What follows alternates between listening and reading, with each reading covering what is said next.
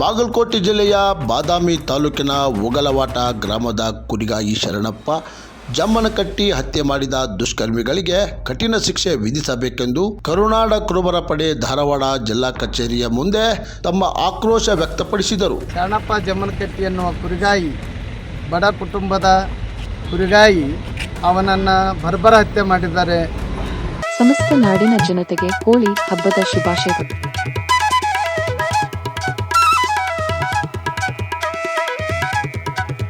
ಉಗಲವಾಟ ಮತ್ತು ಕೆರೂರು ಮಧ್ಯ ಸ್ಥಳದೊಳಗೆ ಭಾಳಷ್ಟು ಬರ್ಬರವಾಗಿ, ಯಾಕಂತ ಹೇಳಿದ್ರೆ ಕುರಿಯನ್ನು ಕಳುವು ಮಾಡಿ ಆಮೇಲೆ ಅಷ್ಟೇ ಮಾಡೋದು ಅಷ್ಟೇ ಅಲ್ಲ, ಏನಾದರೂ ಕುರಿ ತೊಗೊಂಡೋಗ್ಯಾರಂತ ನಾವು ತಿಳ್ಕೊಂಡಿದ್ವಿ. ಮತ್ತು ಕುರಿಗಾಯಿನೂ ಕೂಡ ಮರ್ಡರ್ ಮಾಡಿದ್ದಾರೆ.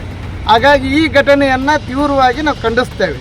ಯಾಕಂತ ಹೇಳಿದ್ರೆ ಈ ಕುರಿಗಾರ ಬಗ್ಗೆ ನಾವು ಹಲವಾರು ಬಾರಿ ಸರ್ಕಾರಕ್ಕೆ ಕೇಳ್ಕೊಂಡೀವಿ, ಪ್ರತಿ ಬಾರಿನೂ ಕೇಳ್ಕೊಳ್ತೇವೆ.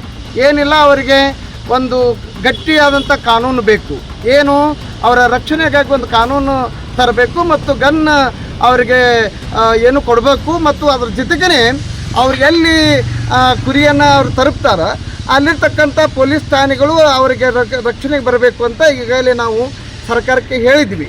ಆದರೆ ಸರ್ಕಾರದವರು ಬರೀ ಈ ಉಗಲವಾಟದ ಜಮ್ಮನಕಟ್ಟಿ ಇದಲ್ಲ ಪ್ರಕರಣ ಅಲ್ಲ, ಹಲವಾರು ಬಾರಿ ಮತ್ತು ದಿನಾಲೂ ಒಂದೊಂದು ಘಟನೆ, ತಿಂಗಳ ಒಂದೊಂದು ಘಟನೆ, ಆಮೇಲೆ ಸಾಕಷ್ಟು ಹಲವಾರು ಬಾರಿ ಘಟನೆಗಳ ಮರುಕಳಿಸ್ತಾವೆ.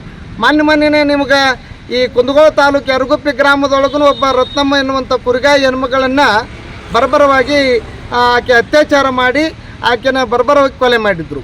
ಆಮೇಲೆ ನಿನ್ನೆ ನಮ್ಮ ಧಾರವಾಡ ತಾಲೂಕು ನವಲೂರು ಗ್ರಾಮದೊಳಗೆ ಸಹಿತ ಅಲ್ಲಿರ್ತಕ್ಕಂಥ ಕುರಿಗಾರ ಯಲ್ಲಪ್ಪನ್ನ ಅವನು ಕೂಡ ಕೊಡಲಿದಿಂದ ಕಡಿಯೋಕೆ ಹೋಗಿದ್ದರು. ಆಮೇಲೆ ಇನ್ನೂ ಅನೇಕ ಘಟನಾವಳಿಗಳು ನಮಗೆ ಎದುರಿಗಿದ್ರೂ ಅವರಿಗೆ ಶಿಕ್ಷೆ ಆಗಿಲ್ಲ. ಹಾಗಾಗಿ ಒಂದು ಕಠಿಣವಾದ ಶಿಕ್ಷೆಯನ್ನು ಮಾನ್ಯ ಮುಖ್ಯಮಂತ್ರಿ ಸಿದ್ದರಾಮಯ್ಯನವರು ನಾವು ತಗೊಂಬರ್ರಿ ಅಂತ ಹೇಳಿ ಇನ್ನೂ ತೊಗೊಂಡು ಬಂದಿಲ್ಲ. ಆದರೆ ಅಲ್ಲಿ ಉಗಲವಾಟ ಪ್ರತಿನಿಧಿಸುವಂಥ ಒಂದು ಶಾಸಕರು ನಿನ್ನೆ ಸಿದ್ದರಾಮಯ್ಯನವರ ಹತ್ರ ಸಮಸ್ತ ನಾಡಿನ ಜನತೆಗೆ ಹೋಳಿ ಹಬ್ಬದ ಶುಭಾಶಯಗಳು.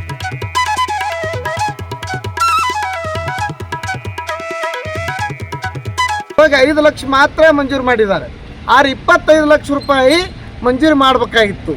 ಆಮೇಲೆ ಹಲವಾರು ಸಂಘಟನೆಗಳು ಕೂಡ ಈ ಒಂದು ಘಟನೆಯನ್ನು ಅತ್ಯಂತ ತೀವ್ರವಾಗಿ ಖಂಡಿಸಬೇಕಾಗಿತ್ತು.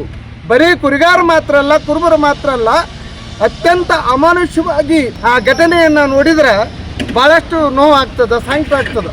ಎಂಥ ಕಟಕನಿಗೂ ಕನಿಕರ ಬರ್ತದೆ. ಹಾಗಾಗಿ ಈ ಘಟನೆಯನ್ನು ನಾವೆಲ್ಲರೂ ಕೂಡ ಭಾಳ ಸೂಕ್ಷ್ಮವಾಗಿ ತಿಳ್ಕೊಂಡು ಈ ಘಟನೆಯನ್ನು ಅತ್ಯಂತ ತೀವ್ರವಾಗಿ ಆ ಒಂದು ಪ್ರಕರಣವನ್ನು ಇವತ್ತೇನು ಇವತ್ತು ಅಧಿವೇಶನ ನಡೀತೈತಿ ಅಲ್ಲಿ ಚರ್ಚೆ ಆಗಬೇಕಂತೇಳಿ ನಮ್ಮ ಭಾವನೆ ಇದೆ. ಕ್ರಾಂತಿ ಸಮಾಚಾರ ಧಾರವಾಡ.